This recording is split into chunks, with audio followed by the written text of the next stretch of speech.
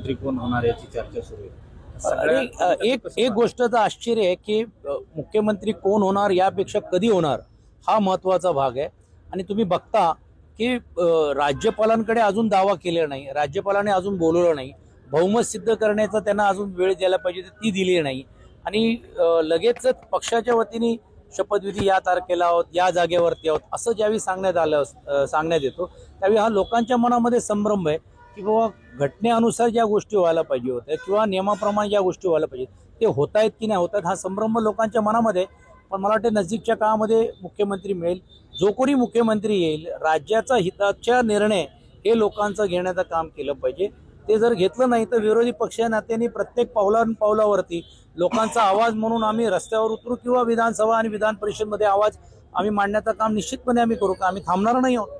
सध्याच्या राजकारणात जर पाहिलं तर भाजप आणि अजितदादाचं चांगलं पडताना दिसते, मात्र एकनाथ शिंदेंना बाजूला ठेवलं जातं। कसं आहे हे जसं आपण बुद्धिबळाचे जे बनतात ना तसं झालेलं आहे। कोणाला जवळ ठेवायचं कोणाला जवळ नाही ठेवायचं ती त्यांची स्ट्रॅटेजीचा भाग आहे। मग आता ते एवढेच जवळ असते तर लोकसभेमध्ये त्यांना कॅबिनेट मंत्रीपद का दिलं गेलं नाही 3 महिने अगोदर 6 महिने अगोदर त्यांनी का घेतलं नाही या सर्व गोष्टी आहेत। मला असं वाटतं त्याच्यात आता आम्ही जात नाही, त्यांना सत्ता मिळालेली आहे, योग्य अयोग्य त्यांना लाख लाख शुभेच्छा, जनहितेचे काम करावं असंच आमचा आग्रह राहणार आहे। श्रीकांत शिंदे उपमुख्यमंत्री होतील अशी चर्चा आहे। आता त्या चर्चेला मला माहित नाही, तो त्यांचा अधिकार आहे, कोणाला करायचं नाही करायचं तो त्यांच्या अंतर्गत भाग आहे। आम्हाला राज्याचा गाडा पुढे चाललं पाहिजे।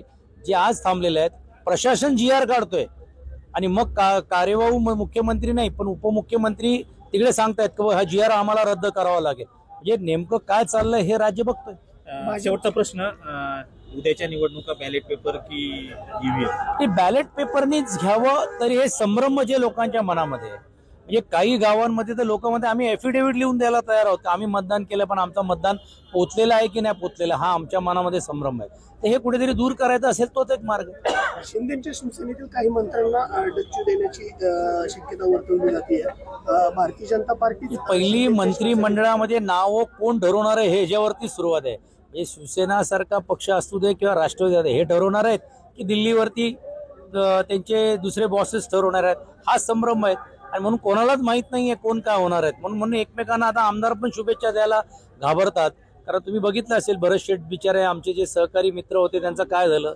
आता शिरसाट साहेब पण सांगतायत की नाही माझा नंबर तर या नाही यासाठी लागणार आहे, पण कोणालाच माहित नाही।